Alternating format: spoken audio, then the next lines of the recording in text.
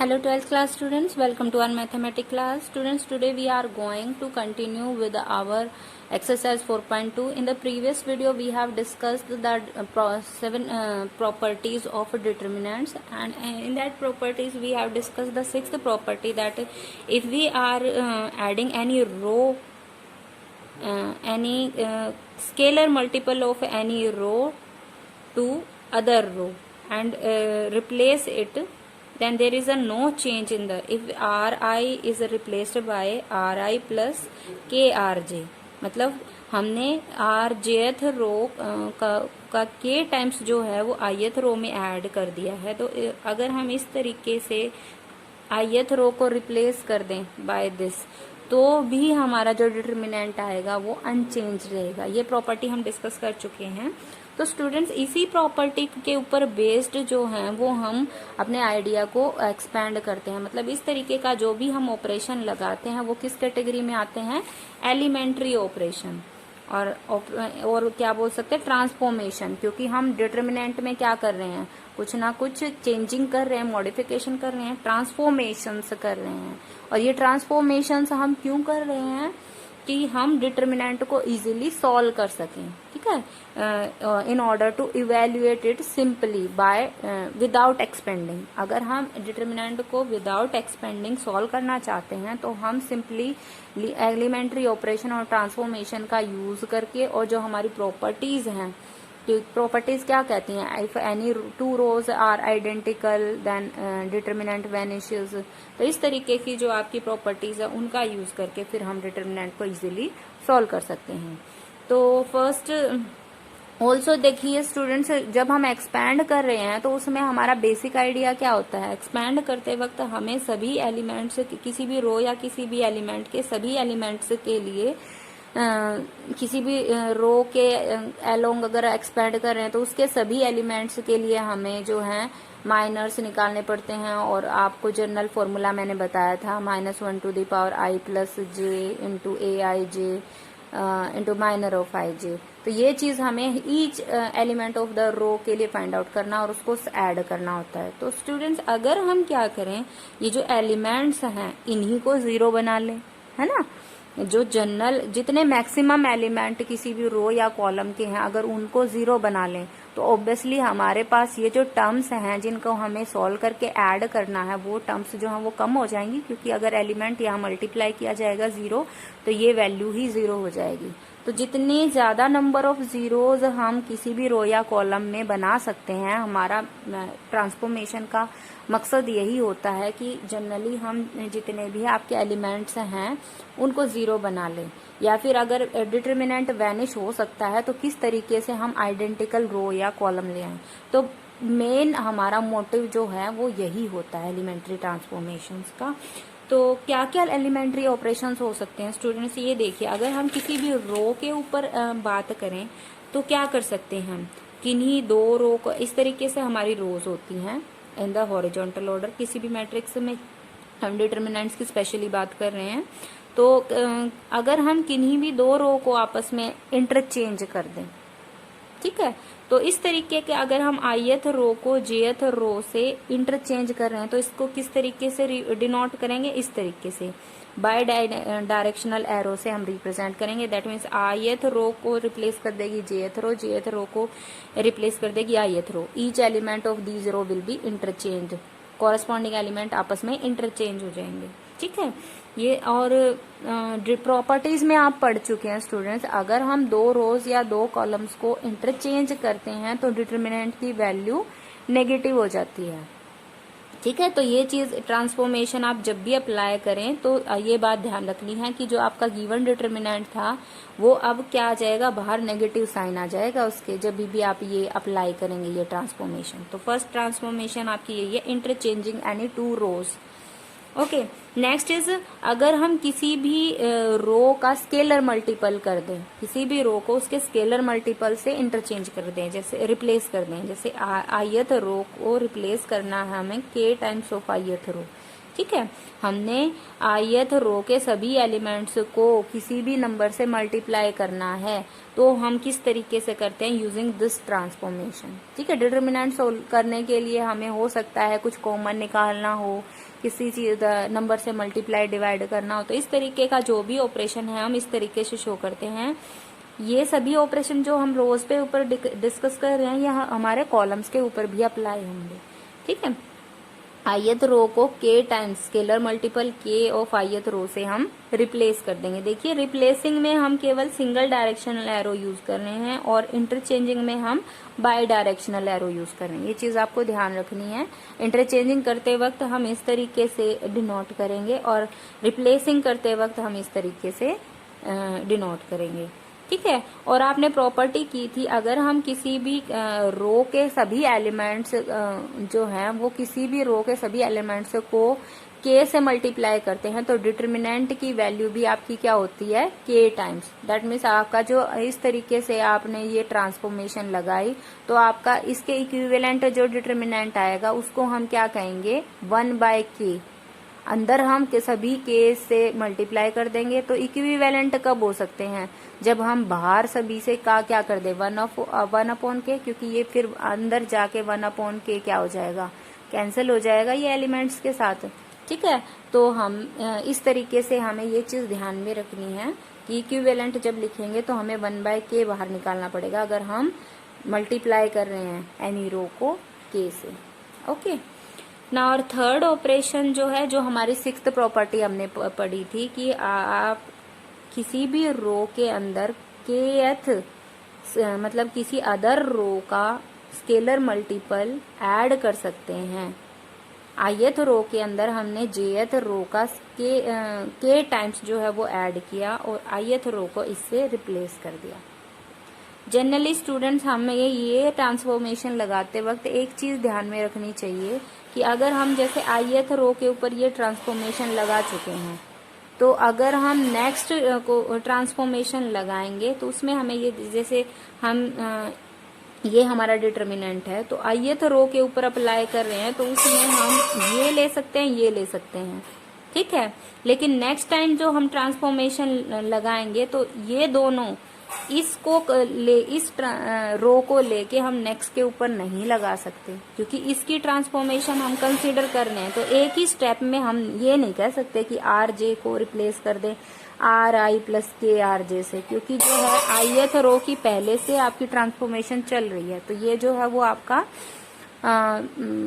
Mix up हो जाएगा। तो इस तरीके से हम ट्रांसफॉर्मेशन को कंसीडर नहीं कर सकते। अगर हम ith रो में i और jth रो का कंसीडर कर रहे हैं तो हम जो नेक्स्ट ट्रांसफॉर्मेशन इसी स्टेप के अंदर लेंगे उसमें हम इस ith जिसे हमें रिप्लेस करना है इसको कंसीडर नहीं करेंगे, ओके। तो इस तरीके से ये आपके 3 आपके ऑपरेशन हो सकते हैं और इस ऑपरेशन में आपकी प्रॉपर्टी क्या होती है कि there is no change in the determinant. तो आप डिटर्मिनेंट को इक्वल ही रखेंगे। अगर ये और ट्रांसफॉर्मेशन आपने लगाई है तो डिटर्मिनेंट जो आपका पहला था आपका वही रहेगा, उसको आप सिंपली इक्वल ही रखेंगे और सीधा ऑपरेशन लगा देंगे। लेकिन इनमें क्या था, आपको अगर ये कर रहे हैं स्केलर मल्टीपल तो आपको डिटर्मिनेंट लिखते वक्त 1/k times of the original करना पड़ेगा और अगर ये ट्रांसफॉर्मेशन लगा रहे हैं तो नेगेटिव ऑफ द डिटर्मिनेंट करना पड़ेगा, ओके। ये चीज आपको ध्यान रखनी है। अब ये जो तीन ऑपरेशन हमने रो के पढ़े, सिमिलरली यही 3 ऑपरेशन आपके कॉलम्स पे भी अप्लाई होते हैं। तो इस तरीके से टोटल मिला के आपके कितने एलिमेंट्री ऑपरेशन हो गए हैं, 6 हो चुके हैं students. 4th operation interchanging 2 columns, तो वहां कॉलम्स को हम दिखाएंगे बाय कैपिटल C, रोज को हम दिखा रहे हैं कैपिटल R से, कॉलम्स को हम दिखा देंगे कैपिटल C से। और नेक्स्ट हमारा क्या हो जाएगा, multiplication of elements of column by non zero scalar.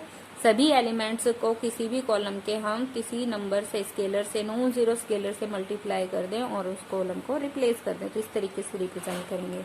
6th हमारा यही होता है, किसी एक कॉलम का स्केलर मल्टीपल ऐड कर दें हम अदर कॉलम के अंदर और रिप्लेस कर दें उसको। तो ये हमारी कुछ ट्रांसफॉर्मेशन है, 6 ट्रांसफॉर्मेशन है स्टूडेंट्स। इन ट्रांसफॉर्मेशन का यूज करके हम इजीली अपने डिटर्मिनेंट को विदाउट एक्सपेंडिंग सॉल्व कर सकते हैं। जैसे let us discuss our question number 2। आपको गिवन है if ABC are in AP then prove that this determinant equals to 0। ये वैनिश हो रहा है स्टूडेंट्स। देखिए ये आपका क्या है, AP में है, तो AP की आपकी कंडीशन क्या कहते हैं, अगर ABC AP में है दैट मीन्स इनका जो कॉमन डिफरेंस है वो इक्वल होगा। AP में जो भी अब के नंबर्स होते हैं वो यही होता है कि सेकंड टर्म का फर्स्ट टर्म से डिफरेंस जो होता है वो थ्रू आउट द एपी जो है वो सेम होता है। That means B minus A equals to C minus B. Solve करेंगे तो हमारा twice of B equals to क्या आ जाएगा, ए प्लस सी। अगर b की वैल्यू निकालें तो वो क्या आ जाएगी, a प्लस सी बाय 2। ये चीज हम यूज करेंगे। अब सॉल्व करते हैं तो यहाँ पे आप देखिए, यहाँ पे आप क्या कर सकते हैं, अगर हमें देखिए यहाँ पे a प्लस सी ही निकालना है तो हम a प्लस सी हमारा कैसे आ सकता है, from adding the first row and second row. तो हम सिंपली यही कर देते हैं, फर्स्ट और सेकंड रो को ऐड करके फर्स्ट रो को उससे रिप्लेस कर देते हैं। तो इसमें हमें ट्रांसफॉर्मेशन क्या लगानी है, R1 is replaced by R1 plus R3। ठीक है, तो इस तरीके से हम ट्रांसफॉर्मेशन का यूज करेंगे।